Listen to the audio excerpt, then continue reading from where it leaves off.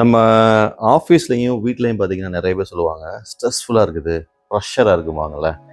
அத பத்தி தான் பேச போறேன். ஆஃபீஸ்ல நான் அத ரெகுலரா சொல்றது தான். திரும்பவும் நேத்து நடந்தது. ஒரு பையன் வந்து கேட்டான், "எனக்கு பயங்கர ஸ்ட்ரெஸ்ஃபுல்லா இருக்கு. இந்த பர்ட்டிகுலர் ப்ராஜெக்ட்ல, இந்த பர்ட்டிகுலர் டாஸ்க்ல." அதே மாரி வீட்லயும் வந்து இன்னொருத்தவங்கட்ட பேசுனேன், வீட்லயும் பயங்கர ஸ்ட்ரெஸ்ஃபுல்லா இருக்குன்னா. ஸோ முதல்ல ஸ்ட்ரெஸ்ஃபுல்லா இருக்குங்கிறதுக்கு, ப்ரெஷரா இருக்குங்கிறதுக்கு என்ன காரணம் தெரியுமா? அந்த காரணத்த கண்டுபிடிச்சிட்டிங்கன்னா, நீங்க வந்து இத ஈஸியா கடந்து போலாம். என்ன காரணங்கிறது தெளிவா சொல்றேன் கேட்டுக்கங்க. 2 விஷயம் இருக்கு. ஒண்ணு வந்து எக்ஸ்பெக்டேஷன் ஒண்ணு இருக்கு. ரியாலிட்டின்னு ஒண்ணு இருக்கு. இந்த எக்ஸ்பெக்டேஷனுக்கும், ரியாலிட்டிக்கும் இடையில ஒரு கேப் இருக்கு பார்த்தீங்களா? அதுதான் நீங்க படுற ஸ்ட்ரெஸ்ஸு, ப்ரெஷர். ஃபார் எக்ஸாம்பிள் நீங்க நெனச்சுக்குவீங்க, நீங்க வந்து ஒரு பெரிய அறிவாளி, பெரிய திறமைசாலி, ஒரு கிரியேட்டர் நெனச்சுக்குவீங்க.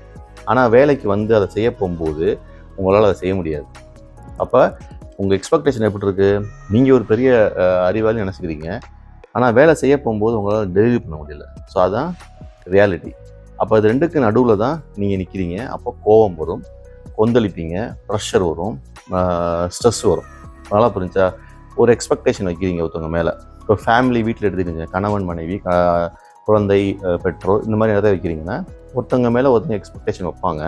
ஆனா அது நடக்காத போது ரியாலிட்டில அப்போ அவங்களுக்கு அவங்க மேல கோவம் வரும். அதுதான் ஸ்ட்ரெஸ், அதுதான் ப்ரெஷர். ஸோ இது எல்லா இடத்துலயும் நான் சொல்லலாம்.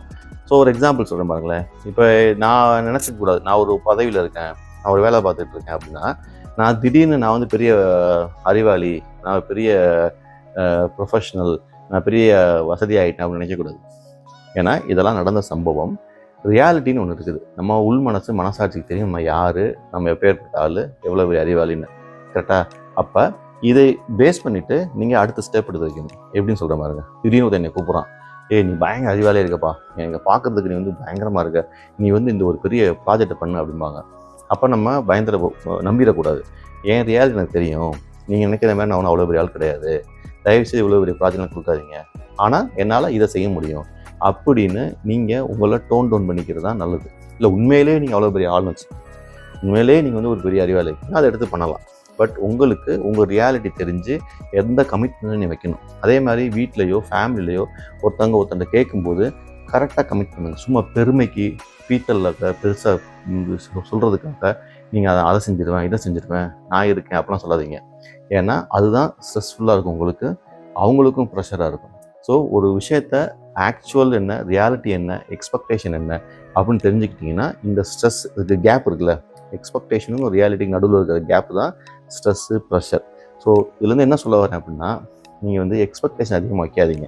ரியாலிட்டியை அண்டர்ஸ்டாண்ட் பண்ணுங்கள். ஈவன் நீங்களே ஒரு டிசிஷன் எடுக்கிறதா இருந்தாலும் உங்கள் ரியாலிட்டி உங்களுக்கு தான் தெரியும். உங்கள் மனசாட்சிக்கு தெரியும் நீங்கள் யார், எப்பேற்பட்ட ஆளுன்னு.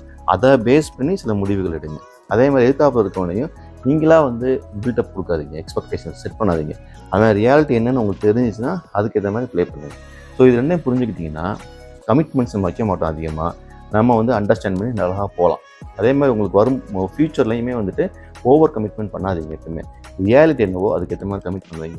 ரிஸ்க் எடுக்கலாம். அதுக்காக சொல்ல ரிஸ்க்கே எடுக்கக்கூடாதா? ரிஸ்க் எடுக்கலாம். உங்கள் ரியாலிட்டிக்கு உங்களோட என்ன செய்ய முடியுங்கிறதுக்கு சுற்றி ப்ளஸ் ஆர் மைனஸ் தான் பண்ண முடியும். அதை தாண்டி போகும்போது கேப் பெருசாகும், பெரிய ப்ரெஷர் வரும், பெரிய ஸ்ட்ரெஸ் வரும். ஸோ தயவு செய்து இந்த கேப்பை புரிஞ்சுங்க. எக்ஸ்பெக்டேஷனும் ரியாலிட்டிக்கு நடுவில் கேப் தான் ஸ்ட்ரெஸ்ஸு, ப்ரெஷர்.